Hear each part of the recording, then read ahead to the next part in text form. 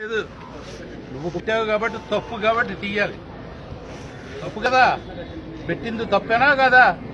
తీసేవాడు ఎవడో నీకు పోలీసు సంబంధంలో పోలీసు ప్రొటెక్షన్ ఇస్తావు, నువ్వు వెళ్ళి తీయాలి. సీట్లు లేదు, తీయకుండా ఏం చేస్తావు? ఇక్కడ ఉత్తరం చేస్తావు, ఇక్కడ కాపురం పెడతావు. మొత్తం రాజుల్లో ఇక్కడ కాకపోతే ఇంకో చోట ఉంటుంది ఉద్యోగం.